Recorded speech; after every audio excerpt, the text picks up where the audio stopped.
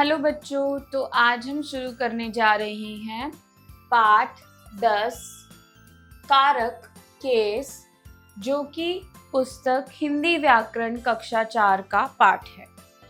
सबसे पहले हम कारक यानी कि केस की परिभाषा को देखते हैं। परिभाषा: कारक संज्ञा एवं सर्वनाम के साथ क्रिया आदि का संबंध बताता है। यह वाक्य में प्रत्येक शब्द का एक दूसरे से संबंध स्थापित करने का कार्य करता है। जो कारक होता है वो संज्ञा या सर्वनाम के साथ जो क्रिया होती है उसका संबंध बताता है, और जो अन्य शब्द होते हैं उनका एक दूसरे के साथ संबंध स्थापित करने का कार्य कारक का ही होता है। ठीक है बच्चों, शब्दों का एक दूसरे के साथ संबंध जोड़ने के लिए कारक कुछ विभक्तियों जैसे ने, को, से, में, पर आदि के साथ आते हैं। आइए इस कहानी को पढ़ते हैं। तो शब्दों को एक दूसरे के साथ संबंध बनाने के लिए, जोड़ने के लिए कारक कुछ विभक्तियों के साथ जैसे ने, को, से, में, पर इन सभी के साथ आते हैं। एक कहानी दी गई है, उसको हम अभी पढ़ते हैं। आज हमारे विद्यालय के बच्चे बहुत प्रसन्न थे। उन सबको चिड़ियाघर देखने जाना था। सभी बच्चे बस में बैठ गए। मैडम ने सभी बच्चों के नाम लिखे। कुछ ही देर में बस चिड़ियाघर पहुंच गई। वहां उन्होंने अनेक प्रकार के जानवरों एवं चिड़ियों को देखा। कुछ देर बाद हम एक रेस्टोरेंट में रुके। सबने हल्का जलपान किया, फिर वे सब बस में बैठकर अपने अपने घर को वापस आ गए। तो बच्चों, यह एक अनुच्छेद दिया गया है और हमें यहाँ पर कुछ रंगीन शब्द दिए गए हैं जो कि कारक है, क्योंकि वे शब्दों को एक दूसरे के साथ संबंध स्थापित कर रहे हैं। ठीक है बच्चों, यहाँ पर आप रंगीन शब्द देख सकते हैं, वे सभी कारक हैं। उपयुक्त अनुच्छेद में अलग रंग से चिन्हित अक्षर जैसे कि के, को, में, ने, के, को, में, ने, में और को विभक्ति के रूप में प्रयोग किया गया है। ये विभक्तियां हमें अनेक प्रकार के कारकों की पहचान कराती हैं। ठीक है बच्चों, ये जो सारी हैं ये विभक्तियां हैं और ये अनेक प्रकार के कारकों की पहचान हमें करवाती है। ठीक है बच्चों, आगे बढ़ते हैं। कारक के भेद, काइंड्स ऑफ केस। कारक मुख्यतः 8 प्रकार के होते हैं। प्रत्येक के अपने कुछ कारक चिन्ह होते हैं जो निम्नलिखित हैं। ठीक है बच्चों, कारक जो 8 प्रकार के होते हैं और प्रत्येक कारक के कुछ चिन्ह होते हैं। सबसे पहला कर्ता कारक यानी कि ने, जिसके बारे में बात की जाती है वह कर्ता कारक कहलाता है। जैसे नीलम ने पुस्तक खरीदी। पुस्तक किसने खरीदी? नीलम ने। यहाँ नीलम ने कर्ता कारक है। तो बच्चों, कर्ता कारक का चिन्ह है ने, और जिस बारे में बात की जाती है वही कर्ता कारक होता है। ठीक है बच्चों, जैसे यहाँ उदाहरण दिया, नीलम ने पुस्तक खरीदी। प्रश्न भी पूछा जाएगा, पुस्तक किसने खरीदी? उत्तर होगा नीलम ने। तो यहाँ नीलम ने कर्ता कारक है। ठीक है बच्चों, आगे बढ़ते हैं। दूसरा, कर्म कारक यानी कि को, जिस पर कर्ता की क्रिया का प्रभाव पड़ता है वह कर्म कारक कहलाता है। जैसे राम ने सोहन का पत्र लिखा। राम ने किसको पत्र लिखा? सोहन को। यहाँ सोहन को कर्म कारक है, तो कर्म कारक का चिन्ह होता है को। जो कर्ता कारक है उसका जिस पर प्रभाव पड़ता है उसको हम कर्म कारक कहते हैं। प्रश्न भी पूछा गया है, राम ने किसको पत्र लिखा? उत्तर होगा सोहन को। तो सोहन को यहाँ पर कर्म कारक है। आगे बढ़ते हैं। तीसरा, करण कारक से के द्वारा। काम करने के लिए कर्ता जिस साधन का उपयोग करता है वह करण कारक कहलाता है। जैसे बच्चा खिलौने से खेल रहा है। बच्चा किससे खेल रहा है? खिलौने से। यहाँ खिलौने से करण कारक है। जो कर्ता होता है जिस उपकरण का प्रयोग करता है कुछ कार्य करने के लिए, उसको करण कारक कहते हैं। जैसे उदाहरण दिया, बच्चा खिलौने से खेल रहा है, तो खिलौने से यहाँ पर करण कारक है। चौथा संप्रदान कारक के लिए को, जिसके लिए क्रिया की जाती है या कर्ता जिसके लिए काम करता है वह संप्रदान कारक कहलाता है। जैसे माँ बच्चे के लिए दूध लाई, माँ किसके लिए दूध लाई? बच्चे के लिए, यहाँ बच्चे के लिए संप्रदान कारक है। तो कर्ता जिसके लिए क्रिया करता है, जिसके लिए काम करता है, उसी को संप्रदान कारक कहते हैं। इसका चिन्ह होता है के लिए और को। यहाँ हमें उदाहरण दिया है माँ बच्चे के लिए दूध लाई, तो बच्चे के लिए यहाँ पर संप्रदान कारक है। अगला पांचवा अपदान कारक से अलग होना। संज्ञा या सर्वनाम के जिस रूप से गिरने, दूर होने या अलग होने का भाव होता है उसे अपदान कारक कहते हैं। जैसे आसमान से वर्षा की बूंदें गिर रही है। वर्षा की बूंदें कहाँ से गिर रही हैं? आसमान से। यहाँ बूंदें आसमान से अलग हो रही हैं, इसलिए यहाँ अपदान कारक है। तो जब संज्ञा या सर्वनाम में गिरने की बात होती है, दूर होने की या अलग होने का भाव होता है, उस जगह पर अपदान कारक का प्रयोग किया जाता है। उदाहरण दिया गया है आसमान से वर्षा की बूंदें गिर रही है, तो यहाँ पर बूंदें आसमान से अलग हो रही है, इसलिए यहाँ अपदान कारक है। ठीक है बच्चों, आगे बढ़ते हैं। छठा संबंध कारक का, की, के, ना, नी, ने, रा, री, रे। ठीक है बच्चों, आगे संज्ञा या सर्वनाम का वह रूप जो किसी वस्तु या व्यक्ति का संबंध अन्य वस्तु या व्यक्ति से बताए उसे संबंध कारक कहते हैं। जैसे मैं भारत का नागरिक हूँ। मैं किसका नागरिक हूँ?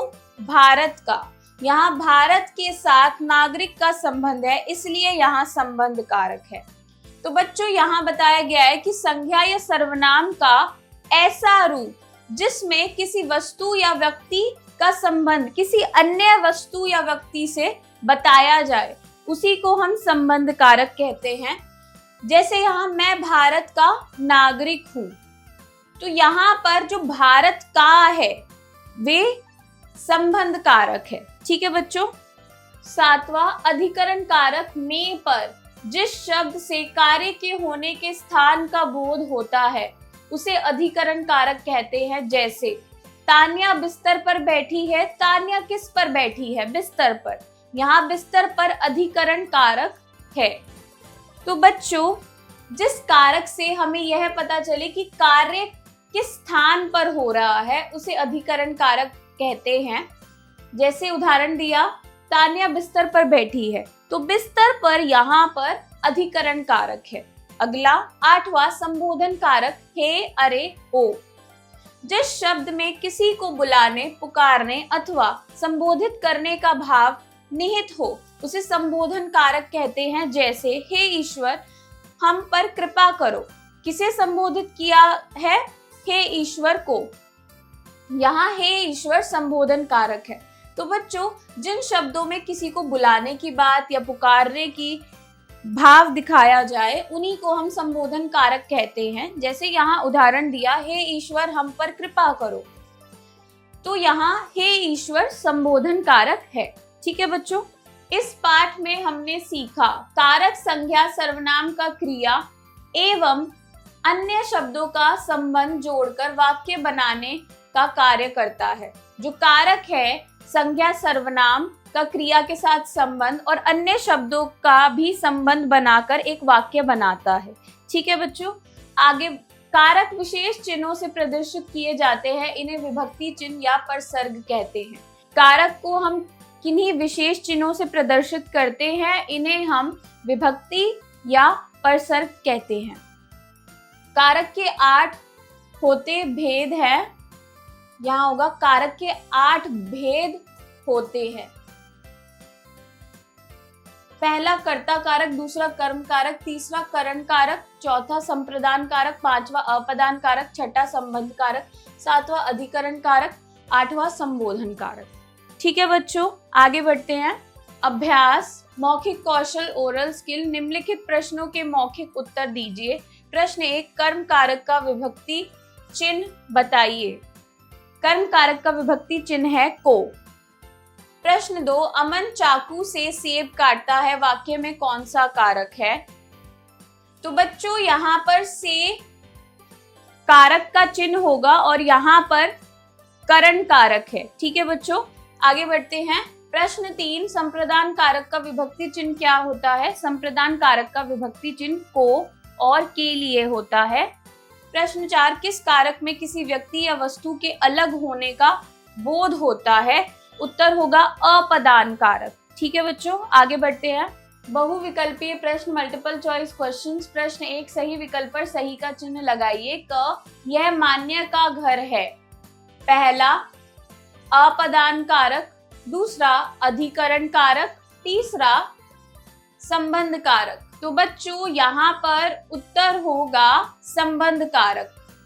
ठीक है बच्चों, आगे बढ़ते हैं। ख, पेड़ से पत्ते गिर रहे हैं।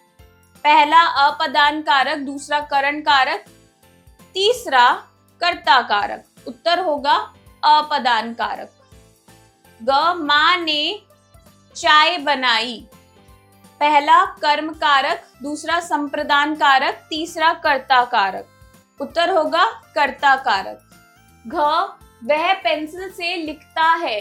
पहला अधिकरण कारक, दूसरा अपदान कारक, तीसरा करण कारक। उत्तर होगा करण कारक।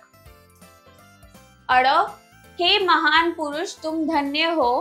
पहला संबोधन कारक, दूसरा कर्म कारक, तीसरा संबंध कारक। उत्तर होगा संबोधन कारक। प्रश्न 2, सही कारक चिन्हों से रिक्त स्थान भरिए। क, तारे आकाश डैश चमक रहे हैं। उत्तर होगा में। ख, माता जी बाजार डैश फल और सब्जी ला रही है। उत्तर होगा से।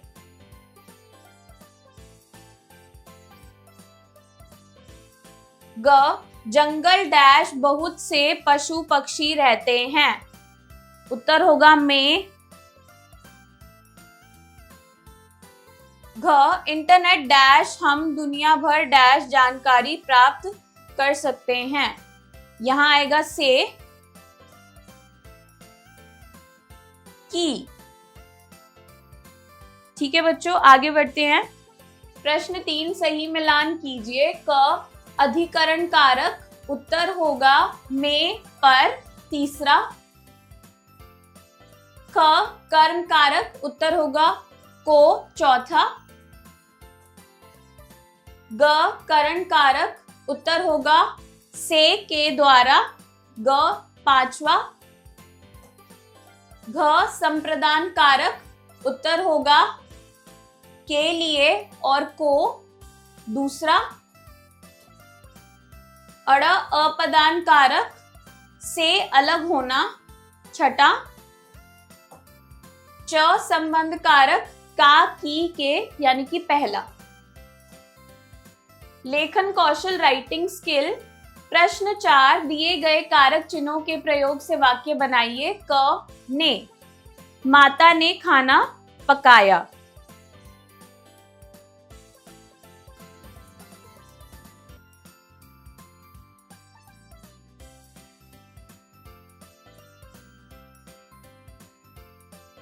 ख, पर, मेज पर चाकू पड़ा है।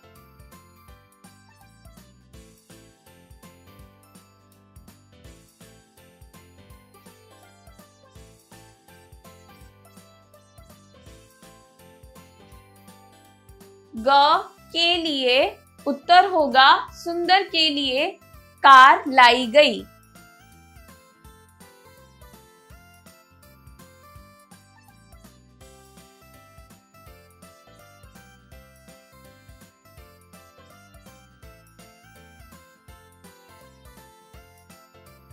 घ, को, घर को साफ रखना चाहिए।